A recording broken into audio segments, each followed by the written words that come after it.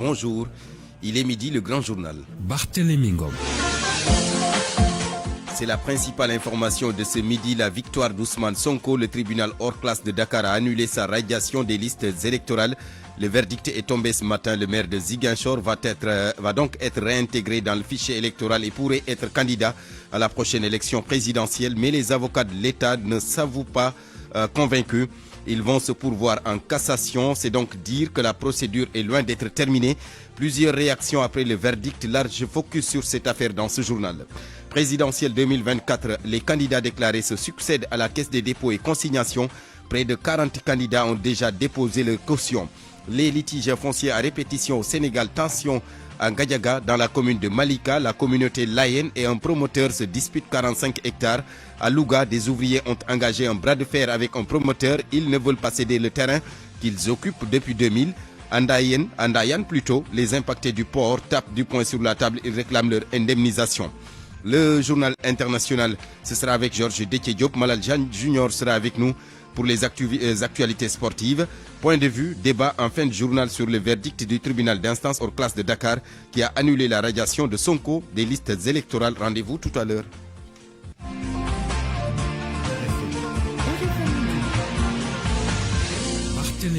Bienvenue à tous. Le tribunal d'instance de Dakar qui annule la radiation d'Ousmane Sonko des listes électorales. Le verdict est tombé ce matin. La défense crie victoire et estime que le droit a été dit trop tôt pour crier victoire, selon Maître Eladji Diouf, un des avocats de l'État. Les avocats de l'État qui justement comptent déposer un pourvoi en cassation devant la Cour suprême. Détail, Boubacar Dieng. C'est une satisfaction, oui, je suis débordé d'émotions. De fierté pour le courage de ce juge qui a vraiment dit le droit. Ce sont deux des conseils de Ousmane Sonko, Maître Abdoulaye Tall et Maître Massorno Kane, qui expriment leur joie à l'annonce du verdict. Maître Khady Camara, qui a été la première à hurler de joie dans la salle d'audience, parle d'une décision juste. Cette décision qui vient conforter la décision qui a été rendue par le président du tribunal d'instance de Ziguinchor et qui est conforme au droit. Nous osons espérer que l'État du Sénégal ne va pas allonger inutilement les débats en faisant encore un autre recours devant la Cour suprême. Et justement, ce recours sera bientôt déposé sur la table du juge Siré Aliba, premier président de la Cour suprême. Maître Eladji Diouf ne s'avoue pas vaincu. Il défend l'État du Sénégal. Nous allons faire un pourvoi en cassation pour encore casser, comme à Ziguinchor, la décision du juge d'instance de Dakar. Donc moi je ne vois pas pourquoi on jubile comme on l'avait fait à Ziguinchor. Et ces gens-là ont-ils perdu leur mémoire? Ont-ils la mémoire courte? C'est trop tôt de crier victoire. Il faut être inintelligent pour crier victoire. Un nouvel épisode s'annonce donc dans ce feuilleton judiciaire qui oppose l'État du Sénégal au leader de l'ex-Pastef Ousmane Sonko en prison depuis le 28 juillet dernier. Mais en attendant le pourvoi en cassation annoncé par la partie civile, avocats et partisans de Ousmane Sonko savourent leur victoire. Plusieurs réactions justement après ce verdict du tribunal hors classe de Dakar. D'abord celle du secrétaire général par intérim du parti PASTEF dissous, par ailleurs mandataire du candidat Ousmane Sonko. Il se félicite de cette décision. Aïb Dafé appelle l'administration à respecter cette fois-ci la décision de justice. Il compte d'ailleurs retourner à la direction générale des élections pour enfin, dit-il, récupérer les fiches de parrainage de Ousmane Sonko. Aïb Dafé, interrogé par Eladji Ndiogoudienne. C'est une réaction de satisfaction et pour nous féliciter de cette décision, en tout cas, nous conforte dans notre position que la radiation du candidat Ousmane Sonko était précipitée, était arbitraire, illégale, irrégulière et sans motif. Et que c'était simplement une radiation politique, mais qui n'était pas fondée sur le droit. Et cela, je pense que nous étions convaincus et le juge Sabe Faye au niveau du Ziguinchor l'avait déjà démontré. Et maintenant, quand est-ce que vous allez, vous le mandataire d'Ousmane Sonko, retourner à la DGE pour récupérer ses fiches de parrainage? Est-ce que vous allez le faire? Bon, en principe, le plus tôt possible. Maintenant, nous sommes à l'écoute du mandat, c'est-à-dire le président Ousmane Sonko et de ses avocats, ses conseils, qui vont lui rendre compte immédiatement de la décision et en tout cas, le plus tôt possible, nous demandons à l'administration de faire preuve d'esprit républicain, de faire preuve de respect de la légalité et d'appliquer les décisions de justice, que ce soit le ministre de l'Intérieur, que ce soit la Direction générale des élections, la Commission électorale nationale autonome et toutes les autorités et acteurs qui encadrent la supervision du processus électoral d'éviter de se mêler des affaires politiques et d'appliquer les décisions de justice. Parce qu'il ne s'agit que de ça, de l'exécution d'une décision de justice dans un état de droit, dans une démocratie, ce qui devait être, en tout cas, à mon avis, une banalité. Aïb Dafé, le mandataire du candidat déclaré Ousmane Sonko, Cheikh Tidiane Dièye, membre de la coalition Yewwi Askan Wi et de l'ACOS, les leaders alliés du candidat Ousmane Sonko. Il parle d'une victoire du peuple sénégalais qui s'est toujours rangé derrière Ousmane Sonko. Cheikh Tidiane Dièye salue d'ailleurs le courage du juge Racine Thion, oui, le président du tribunal d'instance hors classe de Dakar qui a rendu ce verdict ce matin.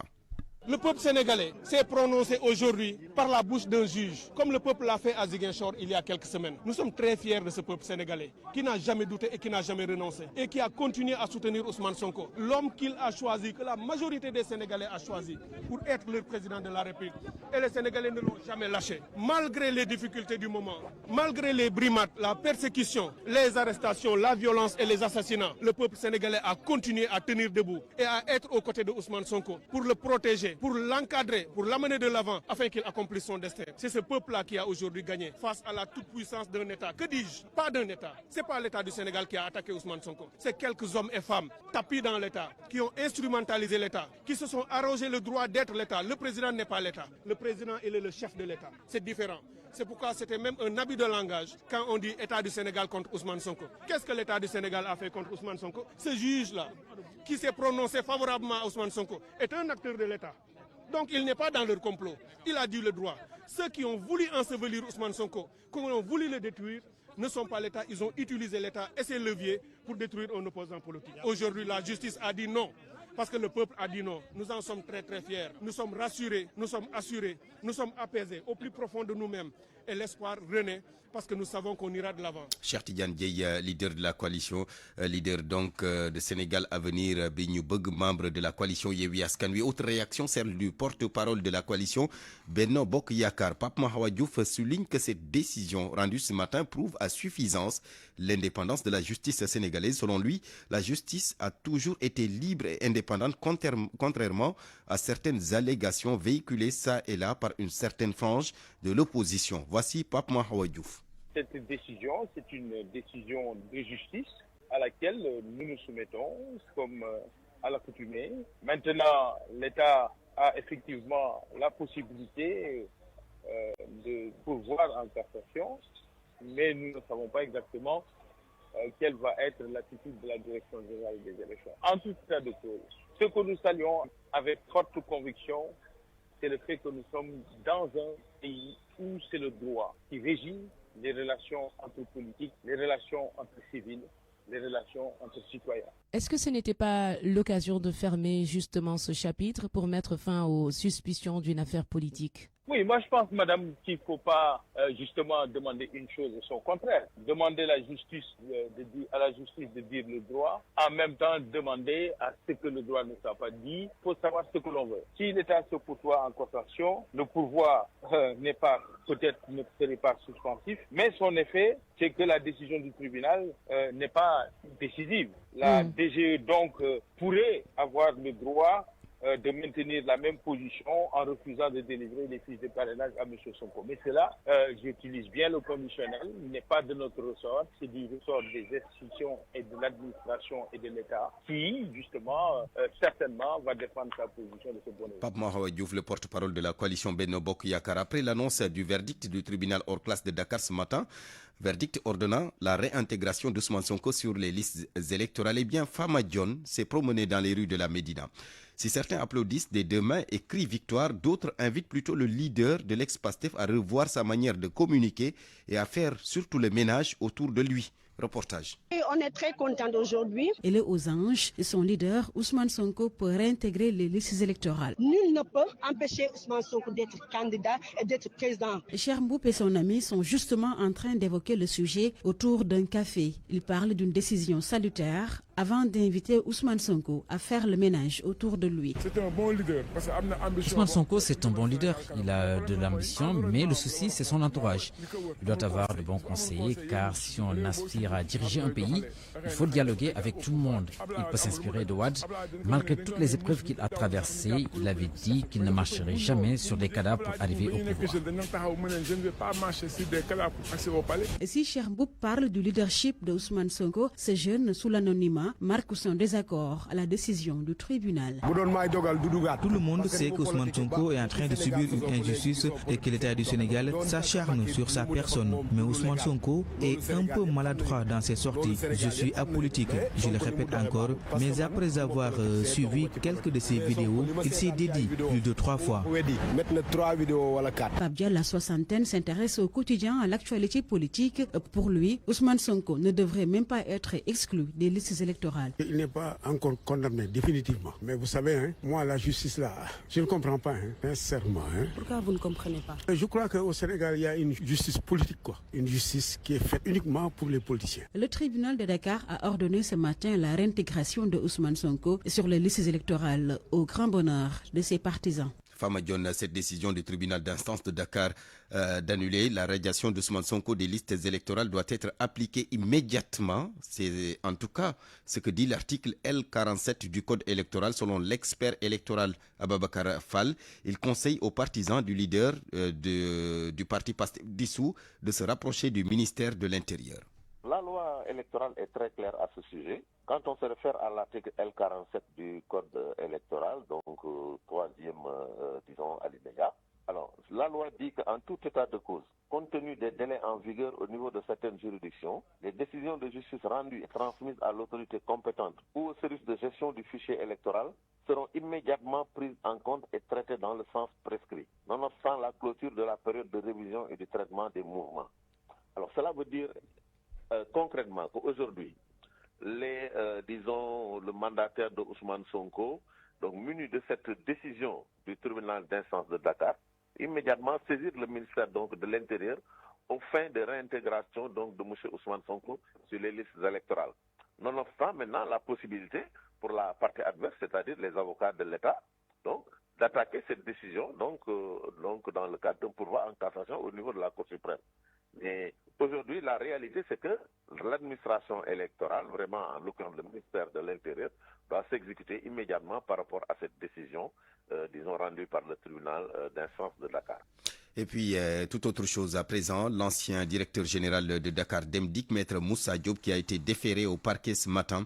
Il est actuellement dans la cave du tribunal de Dakar. L'avocat et candidat déclaré à la présidentielle est poursuivi pour diffusion de fausses nouvelles et actes de nature à jeter le discrédit sur les institutions de la République.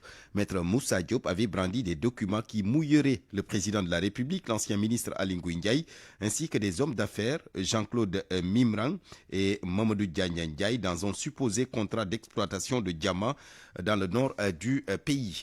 La présidentielle de 2024, les candidats déclarés qui se succèdent à la Caisse des dépôts et consignations, près de 40 candidats ont déjà déposé. Attendu tout à l'heure donc la coalition Benno Bokk Yakaar qui doit déposer pour son candidat Amadouba, midi 13. RFM, fréquence de modulation 94.0, la radio en puissance. RFM midi. La suite du journal avec ces risques d'affrontement en Gadiaga, c'est dans la commune de Malika, dans la banlieue de Dakar. Les membres de la communauté laïenne s'opposent à l'abattage des arbres sur le site par un promoteur. Une vive tension règne actuellement sur place à cause de ce litige foncier portant sur 45 hectares. Le fils du défunt Khalif des Layènes, Seydina Abdoulaye Thiaoulaye, appelle à la mobilisation pour défendre ce qu'il considère comme un patrimoine de la communauté layène. Je vous propose d'écouter Seydina Mandione Thiaoulaye au téléphone avec Eladji Ndiogou. Nous sommes là, toute la population de Malika est là, pour barrer la route à ces délinquants fonciers-là. Donc, ce qu'il faut faire, c'est simplement attirer l'attention des autorités administratives et policières, parce que nous ne comprenons pas aujourd'hui qu'il y ait un abattage. Nous n'avons pas vu les eaux et forêts. Le promoteur est là, encadré par la police, et là, c'est inquiétant et c'est un peu flou dans ma tête. Parce qu'en général, quand il y a abattage d'arbres, les eaux et forêts sont là, mais ils ne sont pas là. Il n'y a que la police et le promoteur. Ce que nous déplorons et que nous défendons défendons les intérêts de la communauté. Donc je lance un appel à toute la communauté laïenne et toute la population de Malika qui sont à proximité de rappliquer ici pour que nous défendions le patrimoine de la communauté laïenne. C'est sur 45 hectares que le président Macky Sall nous a octroyé il y a quelques années. Moi-même, j'ai régularisé cette assiette-là jusqu'à ce qu'il y ait un bail. Alors, mais depuis un moment, il fallait que la famille se parle pour trouver des solutions, mais malheureusement, il n'y a pas eu de rencontre, il n'y a pas eu de discussion. Alors, un bon matin, les gens sont là, ils viennent, ils disent, oui, c'est au nom du calife qu'il faut le faire, et que moi, je suis un fils du calife, je fais partie des dignitaires de la communauté. Donc, s'il y a un ordre, certainement je devrais être au courant, mais malheureusement je ne suis pas au courant. Donc moi, les dires des uns et des autres, ça ne me concerne pas parce que le calife ne m'a jamais appelé pour me dire voilà Modiane ce qu'il faudrait faire. C'est simplement un promoteur et c'est nerveux. C'est là où nous ne comprenons pas. S'il y a des commanditaires quelque part, il faut qu'ils se dévaillent, il faut qu'ils viennent ici pour qu'on sache qui donne des ordres. Mais on ne peut pas être derrière un promoteur pour tirer les ficelles. C'est ce que nous n'accepterons pas. Seydina Mandione Thiaoulaye, la tension est donc vive en Gadiaga, c'est dans la commune de Malika. Nous y reviendrons d'ailleurs lors de nos prochaines éditions avec notre correspondante dans le département de Kermassar, Amina Taba. Un autre litige foncier, cette fois-ci à Louga. Des ouvriers établis en face du cimetière Tolpero accusent un entrepreneur privé de vouloir faire main basse sur le site qu'ils occupent depuis 2000. Ils refusent d'obtempérer et interpellent les autorités compétentes. L'entrepreneur en question se défend et rejette les accusations portées à son encontre. Nafisa Toundiaye. Ces ouvriers occupent le site depuis plus de 20 ans. Ce sont des rails de chemin de fer devenus leur lieu de travail. Ils disent être victimes de spoliation foncière. Baïndiaï porte leur parole. Nous lançons un cri de cœur parce qu'il y a un politicien qui veut s'approprier de notre lieu de travail pour en construire une station-service. Ce que nous n'allons pas du tout accepter. Car depuis 2000, nous sommes là. Ce sont d'ailleurs des allées de chemin de fer. Le directeur nous a même suggéré de faire des demandes pour des contrats. Nous sommes aussi des créateurs d'emplois.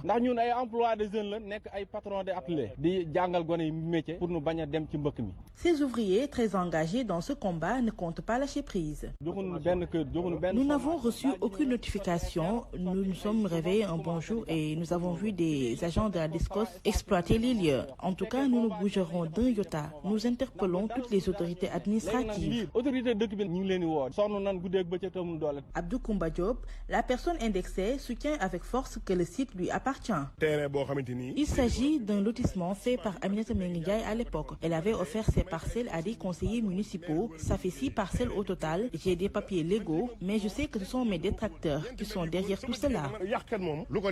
Pour le moment, la police des chemins de fer est sur les lieux pour apaiser la tension, car l'entrepreneur accusé commence déjà à exploiter les lieux. Nafisa Toundiaye, Louga, Radio Futur Média. Dayan, les impactés du port qui continuent de réclamer leur indemnisation, ils ont rencontré la presse locale.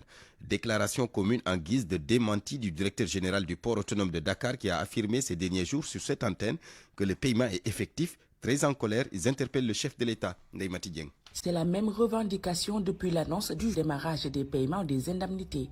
Le comité d'initiative pour le développement de Ndayan continue de dénoncer les sommes jugées dérisoires et par la même occasion demande l'annonce de la direction du port sur l'effectivité des paiements. Alioune Ndoye, porte-parole du jour. Sur plus de 700 hectares impactés, il n'y a que 3 qui ont été indemnisés et pas à leur juste valeur. Sur des projets pareils, je crois que c'est bien clair, la loi est bien claire. Avant le démarrage du projet, il faut une indemnisation juste et préalable. Malheureusement, le retard de l'indemnisation, avec les modiques sommes qu'il propose, c'est vraiment décevant et décourageant. Ces impactés du port de Ndayan disent se sentir marginalisés par l'actuel directeur et s'indignent du faible recrutement de la main-d'œuvre de la commune dans les travaux. C'est comme si les gens là ne nous considèrent pas. Les travaux ont démarré. Mais si vous faites le tour, vous verrez qu'il y a 1 ou 2 seulement ressortissants de la commune qui sont employés là-bas. Ça, c'est pas normal. Avec le directeur Aboubakar Sadibé, Bey, lui au moins, il nous respectait parce qu'on a tenu beaucoup de séances avec lui. Mais avec Muntagassi qui est là, vraiment, nous lui disons qu'il ne fait pas ce qu'il doit faire. Mécontent, le comité menace de se faire entendre par tous les moyens possibles. Alioune Ndoye. Si le président ne nous prête pas une oreille attentive, nous reprendrons le combat par des marches, par des déclarations, de sorte que le monde entier puisse savoir qu'autour du projet de Ndayan, il n'y a qu'une nébuleuse. Ils appellent le directeur du port Muntagassi autour d'une table pour directement discuter avec les populations de Ndayan afin de trouver une solution définitive. Ndeye Mati Dieng, Mbour, Radio Futur Média. Éducation à présent, direction Bambey. Bambey où les élèves en classe de terminale ont boudé ce matin les évaluations régionales de philosophie. C'est parce que, disent-ils, ils ont été tardivement avertis. Ils ont d'ailleurs manifesté leur colère en bloquant la route nationale pendant quelques minutes. Ils ont par la suite délogé leurs cadets des autres écoles information de notre correspondant Babacar Diouf. Vous les avez peut-être entendus sur cette antenne, les étudiants de l'université Hassan Sek de Ziguinchor, ressortissants de Kaffrine, qui réclamaient des subventions à leurs autorités locales. Réaction du vice-président du conseil départemental de Kaffrine, Daouda Wilan, dément toutes les accusations et informe que l'ordre de virement a été effectué depuis le 30 novembre dernier. Le voici avec Ndeymati Ndei Awabei. Il nous a été donné ces temps-ci de constater la sortie de l'amicale des étudiants de Ziguinchor ressortissants de Kaffrine réclamant une subvention du conseil départemental. Là, je voudrais dire au nom du président du conseil départemental et au nom de l'ensemble de ses conseillers que le président du conseil départemental et son équipe sont dans une démarche proactive. Ils n'ont pas attendu à ce que ces élèves, ces étudiants alarment l'opinion pour réclamer leurs subventions pour que le conseil départemental réagisse. Cette question-là a été traitée depuis très longtemps parce que le conseil départemental, comme je l'ai dit tantôt, est dans l'anticipation. Nous sommes comme je l'ai dit, dans la démarche proactive. RFM. L'actualité internationale.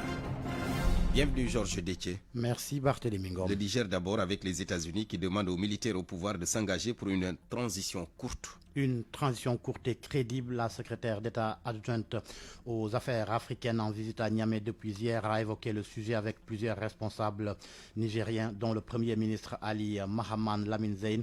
S'agissant du sort du président déchu, la diplomate dit en avoir discuté avec les autorités de la transition.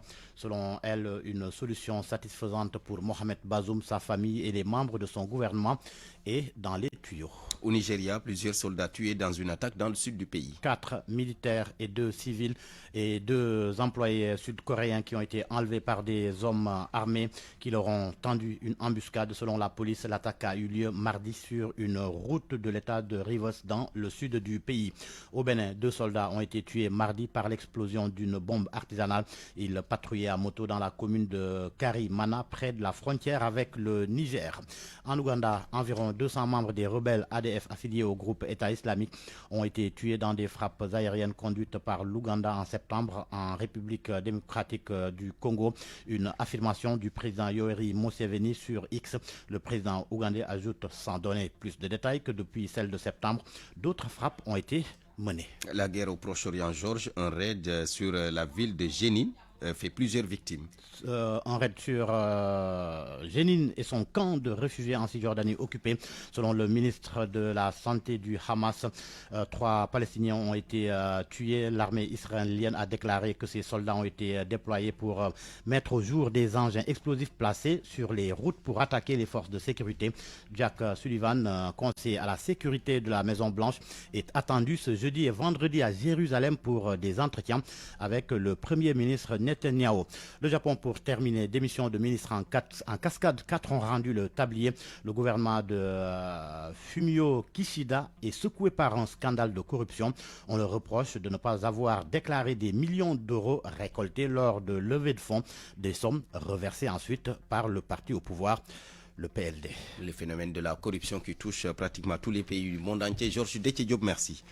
Parole aux auditeurs. L'actualité, qu'en pensez-vous? Moi, je pense que vous devez. Réagissez dans nos éditions d'information sur l'actualité. Bonjour. Du lundi au vendredi, vous avez la parole sur RFM. Point de vue, débat tout à l'heure donc sur le verdict du tribunal d'instance hors classe de Dakar qui a annulé la radiation d'Ousmane Sonko des listes électorales. Pour en parler, nous serons avec 2 analystes politiques. Hassan Sek, chargé de cours dans les universités, et Pape Amadou Fall, directeur de publication du magazine La Gazette. RFM Sport. Malal Diagne Junior, bonjour. Bonjour Barthélémy. Le karaté et la boxe à l'honneur au Festival des arts martiaux de Louga. Ils étaient près de 300 combattants à s'affronter dans les disciplines que sont la boxe et le karaté.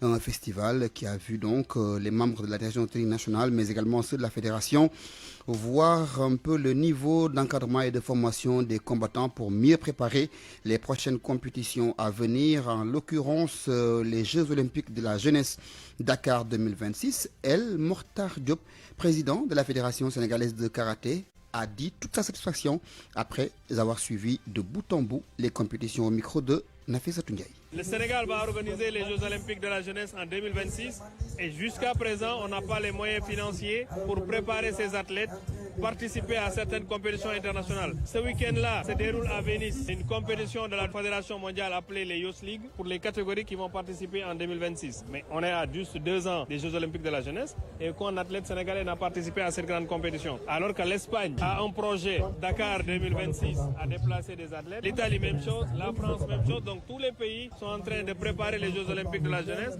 alors que le Sénégal qui accueille n'a pas encore démarré véritablement cette préparation, faute de moyens. Donc on lance un grand appel au niveau ministre Lat Diop par rapport à cette activité. Donc de donner les moyens aux fédérations pour qu'on puisse mieux préparer les athlètes, parce que c'est des athlètes qui n'ont pas, pour certains, jamais fait de compétition internationale. Donc il faut qu'ils se préparent au niveau local, qu'ils participent aux compétitions internationales pour qu'en 2026, que ça ne soit juste une participation, mais qu'on relève le défi de cette participation en amenant des médailles d'or pour le Sénégal. Le beach soccer à présent, Malal, les Lions sur la piste des nominés de la FIFA. Ils sont 5 joueurs et un membre du staff technique à être nominés pour la cérémonie de The Best Beach Soccer FIFA World. Sodecham nous en dit un peu plus. Après plusieurs mois de préparation en vue du mondial, l'équipe nationale de beach soccer va poursuivre sa préparation avec 3 matchs contre l'Iran. Mamadou Diallo, le sélectionneur. Certes, on a eu la chance d'avoir l'Iran qui est la meilleure équipe du monde et Russie parce que c'est les meilleurs. Donc si on a la chance de jouer avec les équipes du monde les meilleurs, donc ça nous permet sur le plan tactique et sur le plan technique. Mais un 3 matchs contre l'Iran, il faut les calculer comme un match. Mais ça nous permet de régler beaucoup de choses sur le plan tactique, sur le plan technique et comment les joueurs doivent replacer et comment ils doivent basculer et comment ils doivent être. Et que j'ai des jeunes devant moi qui sont prêts, ils ont envie de faire des bons résultats en Coupe du Monde. Je connais mes joueurs. L'état d'esprit qu'ils montrent, ça te fait, mais maintenant il faut le prouver sur le terrain. Au même moment, l'équipe nationale de beach soccer du Sénégal voit 5 de ses joueurs et son sélectionneur être nominés pour les titres de meilleur joueur et entraîneur mondial. Mamadou Diallo s'en félicite. D'abord, c'est un fierté. Aujourd'hui, le Sénégal qui a 5 jours et moi. Aujourd'hui, moi, je me bats pour être le meilleur entraîneur du monde. Les jours, c'est la même chose, avoir 5 jours, vraiment, ça fait une fierté. Et ça montre beaucoup de choses. Ça montre qu'on a des très bons jours, on a des grands jours. Ça les motive plus. Et donc, les jours vont se battre. Nous tous, on est ensemble, on est dans le même bateau.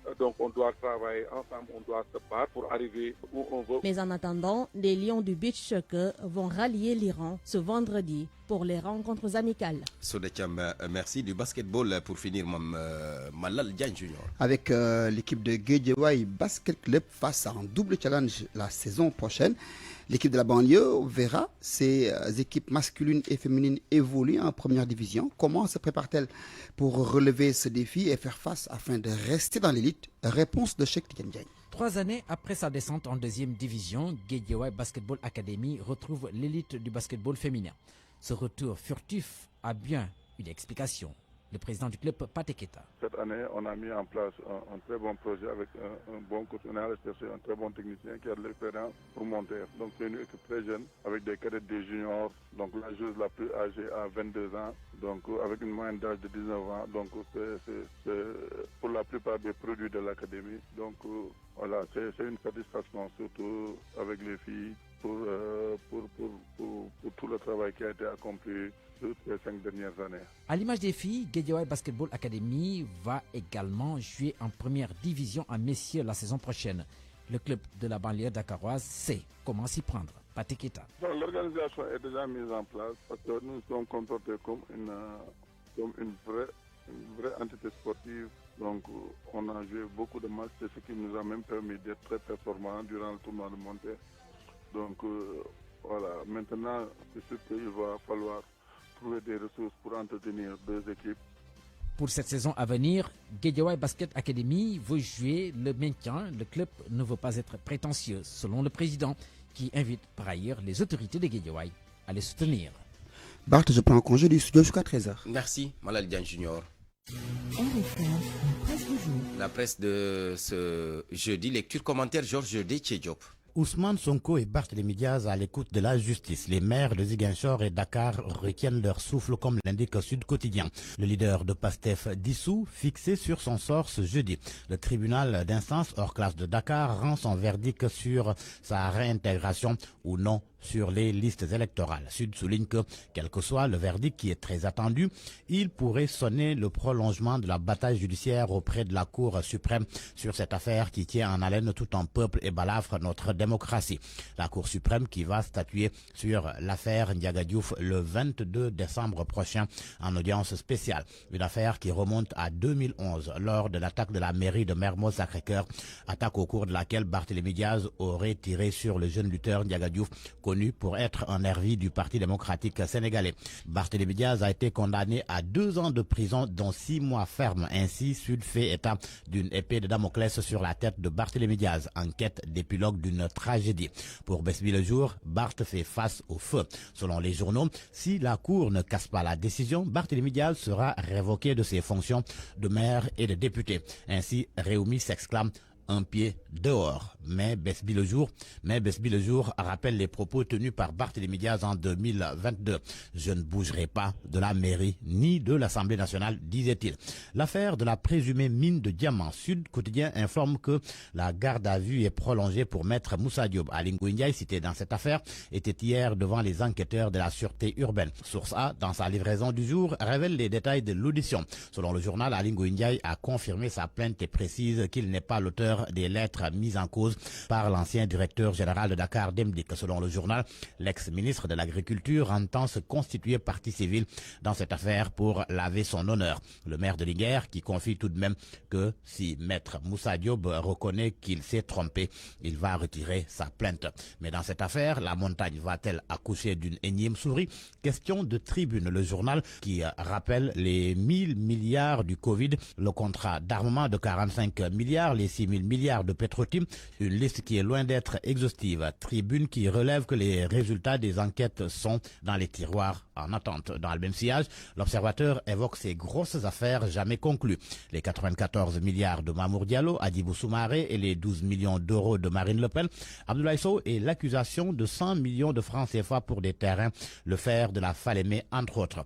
L'Obs note qu'au début, l'accusation est grosse. Au banc des accusés, l'État du Sénégal coupable de plusieurs scandales, mais au fil du temps, les accusations se dégonflent et l'on assiste à un effet feu de paille, faute de preuves solides. À la une du quotidien Le Quotidien, indemnité aux militaires invalides à la retraite, le général Mansour Seck salue la mesure. L'ancien SEMGA estime que ce geste aura comme conséquence de remonter le moral de toutes les forces de défense et de sécurité. Les sports pour terminer, la C3, l'Europa League, Brighton, Marseille. Ce soir, Iso et Iliman finir en beauté. Même sujet à la première page du journal Stade. Europa League des Sénégalais, Sima, Iso et Iliman visent la qualif. Seule la victoire arrange Sima et les Rangers, l'OM et les Lions à l'assaut de Brighton. À vos kiosques et bonne lecture. Parole aux auditeurs. L'actualité, qu'en pensez-vous? Merci Georges Déthié Diop. Midi 33 minutes. Point de vue. Débat donc sur le verdict du tribunal d'instance hors classe de Dakar qui a annulé la radiation d'Ousmane Sonko des listes électorales. Pour en parler, nous sommes avec 2 analystes politiques. Hassan Sek, bonjour.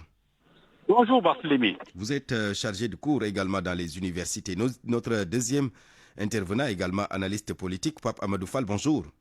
Barthélémy, bonjour. Directeur de publication du magazine La Gazette. Je reste avec vous justement, Pape Amadou Fall, pour la première question relative bien sûr au verdict rendu ce matin par le tribunal d'instance hors classe de Dakar qui demande la réintégration d'Ousmane Sonko sur les listes électorales.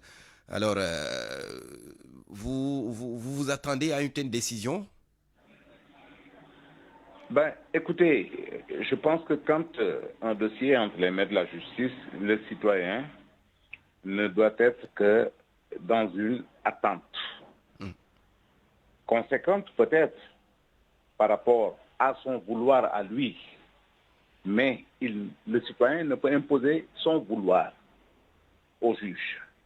Le juge, en son âme et conscience, décide. Et le juge a décidé. L'on doit dire donc que le juge a bien décidé, parce qu'il faut que l'on respecte la justice. Ce qui n'a pas toujours été le cas, malheureusement. ce qui n'a pas été toujours le cas, et cela nous a amené à des dimensions extrêmement dramatiques. Aujourd'hui, je pense que dans le camp de Ousmane Sonko, c'est le camp de l'allégresse. Mais de l'autre côté également, il ne peut pas y avoir de tristesse.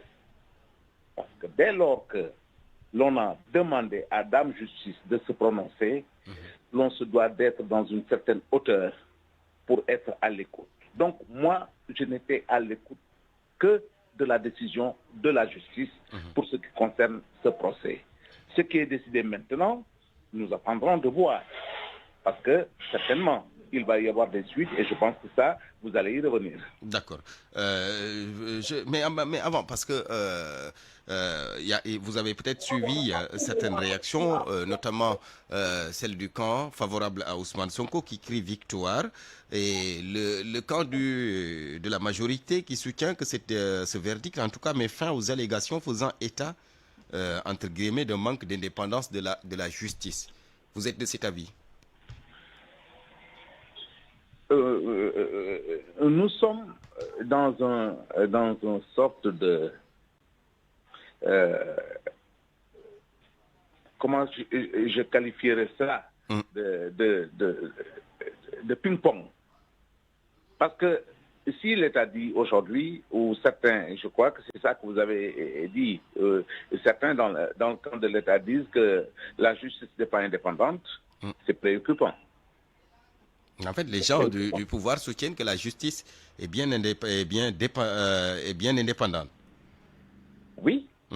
Bon, si c'est cela qu'ils ont dit, parce que malheureusement, je n'ai pas suivi les commentaires de manière générale. Si c'est ce que le camp du pouvoir dit, que la justice est indépendante, je pense que c'est de la redondance sur ce point-là. Parce que la justice est le troisième pouvoir dans un pays.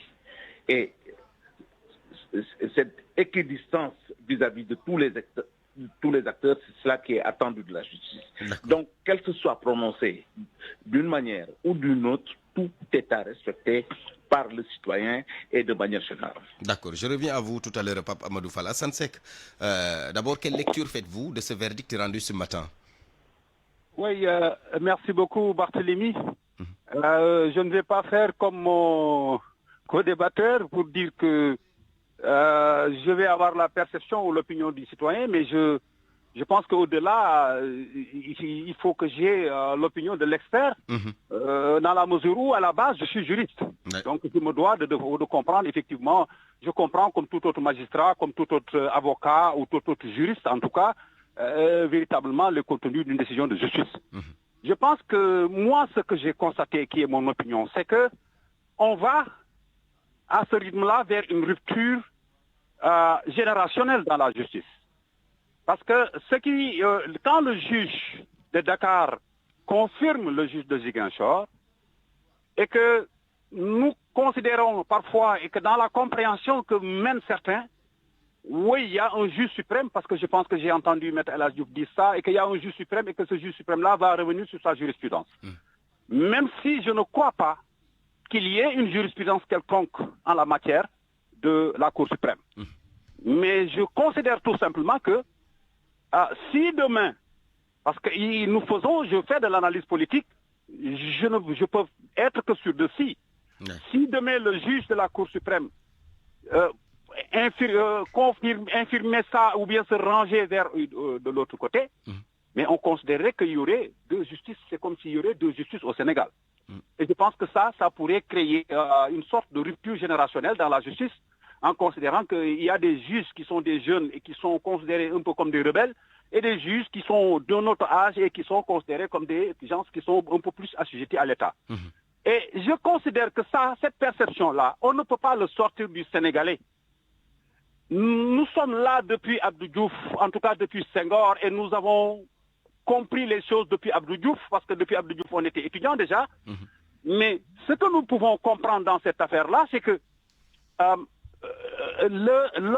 l'exécutif, la justice est assujettie à l'exécutif. Mais les juges, non. Les juges, non. Moi, je crois à l'indépendance du juge. Mais je ne crois pas à l'indépendance de la justice. Et ce que je dis, c'est conceptuel, c'est pas perceptuel, mais c'est conceptuel.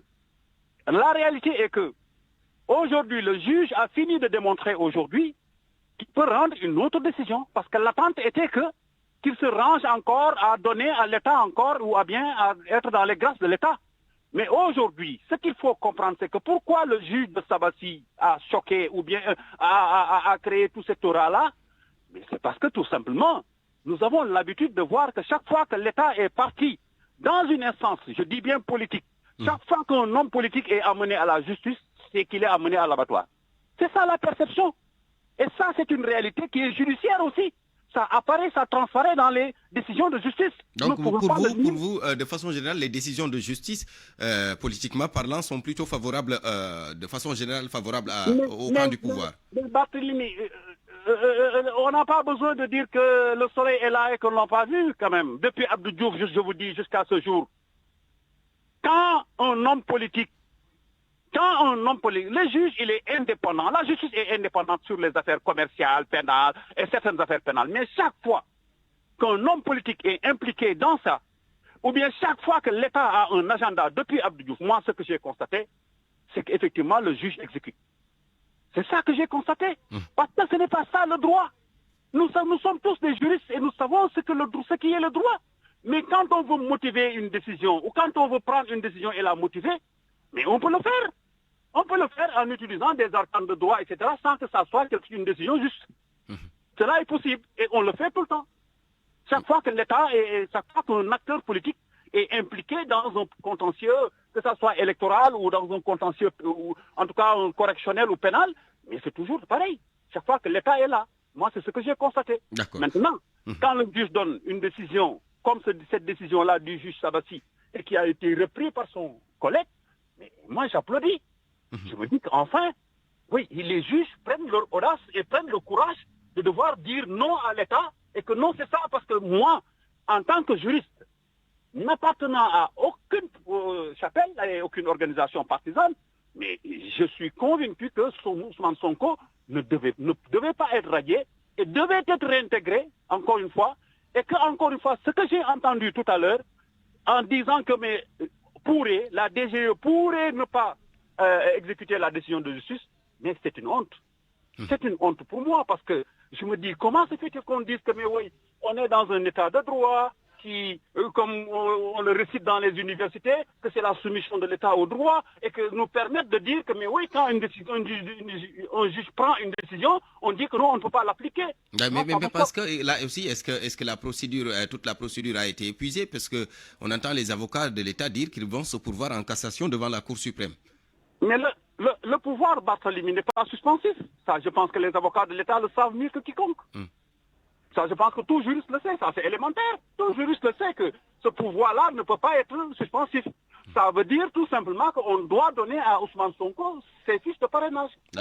Encore qu'il y a un expert électoral qui dit que la décision doit être exécutée de façon immédiate. Et là, il convoque l'article L47 du Code électoral. Mais j'ai dit, Ndiaga Sylla n'avait même pas besoin de convoquer ça. Mais Ndiaga Sylla, on a juste besoin de se fonder sur les principes. C'est plutôt Ababacar Fall. Ah bon, c'est Ababacar Fall. Bon, oui. Moi, j'ai entendu Ndiaga Sylla. J'ai lu Ndiaga Sylla quelque part sur les réseaux sociaux. Là, donc, je pensais que c'était lui, là. Voilà. D'accord. Je reviens à vous tout à l'heure, M. Seck. Je reviens à vous tout à l'heure. Alors, Pape Amadou Fall, on le sait, hein, la fin du dépôt des dossiers de candidature est prévue le 26 décembre prochain. Les avocats de l'État qui vont se pourvoir en cassation, ce qui veut dire que toute la procédure n'est pas épuisée. Est-ce que le temps joue en faveur de Ousmane Sonko, justement?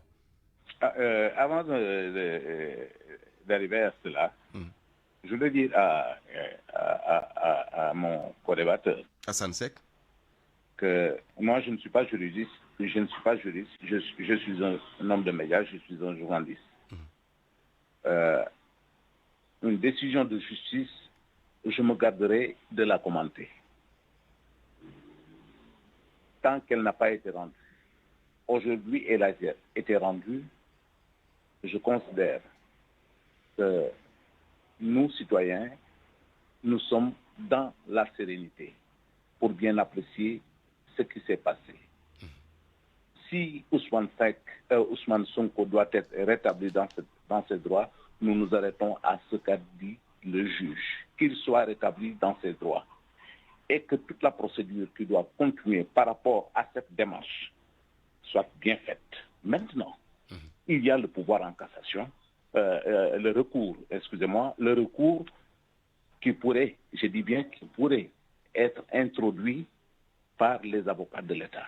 En tout cas, c'est ce qu'ils ont dit en tout cas, qu'ils vont se pourvoir en cassation. Et cela rallonge le débat. Quelles sont les conséquences de ce recours? Lui, en tant que juriste, M. Seck, peut bien nous édifier sur cela. Nous constatons simplement qu'il y a un délai par rapport au dépôt des parrainages. Il y a aujourd'hui également une notification qui peut être bien faite en direction de la DGE. C'est cela. Que les choses se passent et de la meilleure des manières. Le Sénégalais, ce qu'il écoute aujourd'hui, c'est que rien ne se fasse dans la violence. Parce que moi, ce qui me préoccupe dans tout ce procès, c'est que cela aboutisse à des ouvertures extrêmement violentes. Et nous n'en avons pas besoin. Donc, si Sonko doit être rétabli dans ses droits, de grâce qu'on le fasse. Et que les recours qui doivent être faits soient faits également. Et que demain, on écoutera peut-être cette introduction qui a été faite par les avocats de l'État pour savoir qu'est-ce que cela va nous donner. Parce que là, je ne peux préjuger de rien, sauf de dire aujourd'hui que Ousmane Sonko a été bien rétabli dans ses droits. La sérénité est dans le pays, en avant-marche. D'accord. Merci beaucoup, Pape Amadou Fall. On vous retrouve tout à l'heure, M. Fall, dans le journal de 13h. Alors, Hassan Seck, je termine avec vous, avec d'ailleurs la même question. La fin du dépôt des dossiers de candidature qui a été fixée au 26 décembre. Au même moment, les avocats de l'État annoncent un recours devant la Cour suprême. Est-ce que le temps joue réellement en faveur d'Ousmane Sonko? Quel est aujourd'hui le délai? Oui, si l'on analyse les conséquences, je pense que c'est là où on doit s'arrêter en considérant qu'il y a deux choses qui se pointent à l'horizon. Une chose est de devoir mettre à la disposition de Sonko ses fiches de parrainage, mais autre chose, c'est de devoir apprécier la réalité pour voir est-ce que dans les conditions normales, est-ce que Sonko pourra faire face à toutes les conditions requises pour pouvoir acter sa candidature. Je pense que ça, c'est un autre débat. Moi, je ne me suis pas prononcé sur ça, parce que ça, je considère que les délais sont très courts, il va falloir faire vite, et que si l'État si l'administration s'évertue encore à retarder les choses et à s'arc-bouter encore sur des velléités procédurales non existantes, parce que je considère que ce n'est que dans l'imaginaire, ce que le ministère avait dit, mais si on continue comme ça, effectivement, ça va impacter sur les délais de Sonko.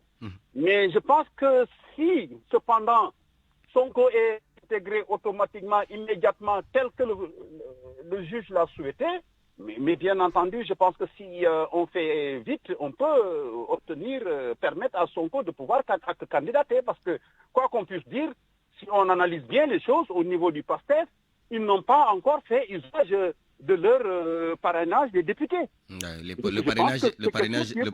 parrainage des élus. Voilà, le parrainage des élus. Donc, chose qui est faisable dans les conditions normales. Mais on ne sait pas qu'est-ce que l'État va réserver encore comme décision face à cette décision du juge. C'est ça qui est énigmatique. Mais si les choses étaient normales et que l'État ait véritablement respecté la décision du juge en l'appliquant automatiquement, moi je pense que Sonko pourrait être candidat. C'est mon opinion. Merci Hassan Seck, analyste politique chargé de cours dans les universités. Merci également à Pape Amadou Fall, lui aussi analyste politique, directeur de publication du magazine La Gazette. On vous retrouve tous les deux dans le journal de 13h. Ce sera dans 10 minutes. À 13h donc avec Eladji Ndiogou. Bonne suite de programme. Merci chez vous. Journal présenté par Barthélémy Ngom, technique Aliouba, digital Maïssa Mbaye, réalisation Eladji Ndiogou que vous allez retrouver tout à l'heure. Chef d'édition Awa Mbaye. Bonne suite de programme sur la radio Futur Média.